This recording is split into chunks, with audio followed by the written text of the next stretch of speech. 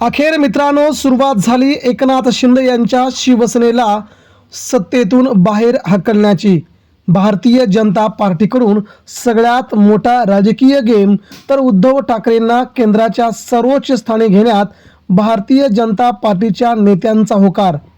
केंद्रीय भारतीय जनता पार्टीचे नेते उद्धव ठाकरेंच्या बाजूने महाराष्ट्रात देखील एकनाथ शिंदे यांच्या विरोधात सर्वात मोठं राजकीय बंड।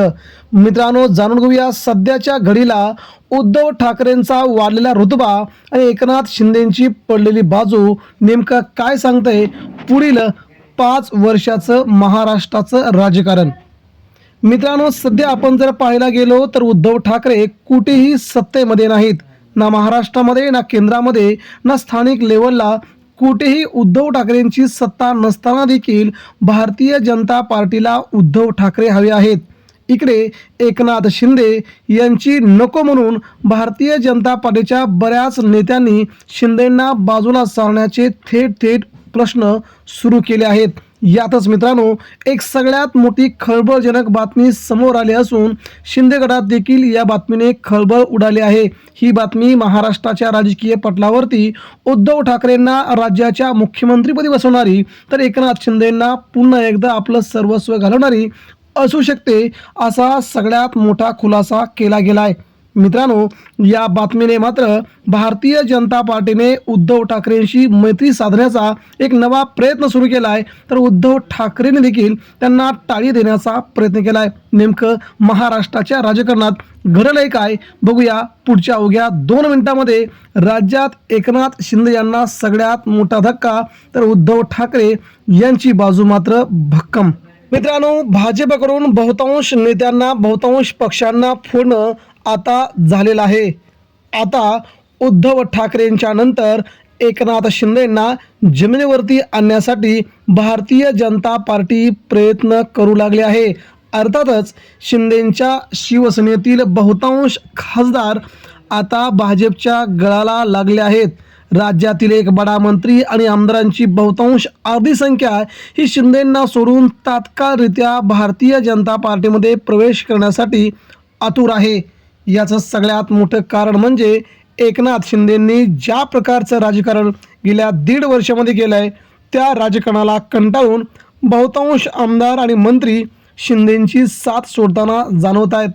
मित्रांनो, दुसरी महत्त्वाची बाब म्हणजे त्यामध्ये कोकणातील बडा मंत्री आणि पश्चिम महाराष्ट्रातील एक बडा मंत्री या 2 मंत्र्यांसह आमदारांची यादी आता समोर येऊ लागली आहे।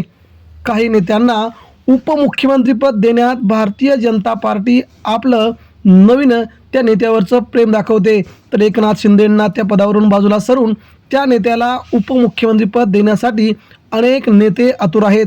त्यामुळे एकनाथ शिंदेंची शिवसेना एका झटक्यात संपून भारतीय जनता पार्टी नेमकं काय साधू इच्छिते ते आता लवकरच समजेल।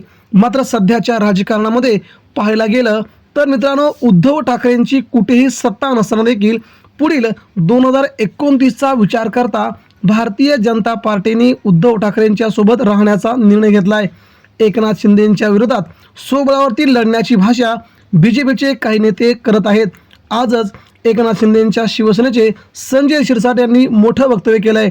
2029ला भाजपा स्वबळावरती लढू शकते, भाजपा आपल्याला बाजूला सारून महाराष्ट्र हातात घेण्यासाठी प्रयत्न करू शकते अशी सगळ्यात मोठी बाब आता समोर येऊ लागली। त्यामुळे भाजपचं जे राजकारण चाललंय ते शिंदेंच्या शिवसेनेला शिंदेंच्या मंत्र्यांना पुरतं आता माहीत पडलंय। या सगळ्या घडामोडींमुळे मित्रांनो राज्याच्या राजकारणामध्ये उद्धव ठाकरे यांची बाजू मात्र आता भक्कम बनत चालली आहे। शिंदे गटातील जवळजवळ 26 ते 28 आमदार हे एकत्रितरित्या भाजपमध्ये प्रवेश करण्याच्या तयारीमध्ये आहेत। त्यातील बडे नेते जर भाजपात गेले तर त्यांना राज्याच्या उपमुख्यमंत्रीपदी आम्ही देऊ अशी देखील बतावणी त्यांना केल्याची सगळ्यात मोठी खळबळ समोर येते। त्यामुळे शिंदेंना घालून त्यांच्या जागी कुणाला मुख्यमंत्री केलं जाऊ शकतंय हे तुम्हाला पुढील 8 दिवसात कळेल। भाजपचा हा नवीन चेहरा आगामी काळात देशातील बहुतांश प्रादेशिक पक्षांना खूप भयानक वाटू शकतो। या सगळ्या घडामोडी मित्रांनो राज्याच्या राजकारणामध्ये पडद्याच्या मागे चालवल्या जात आहेत। आपणास काय वाटतंय, महाराष्ट्रात उद्धव ठाकरे याला भारी पडतील का? प्रतिक्रिया द्या।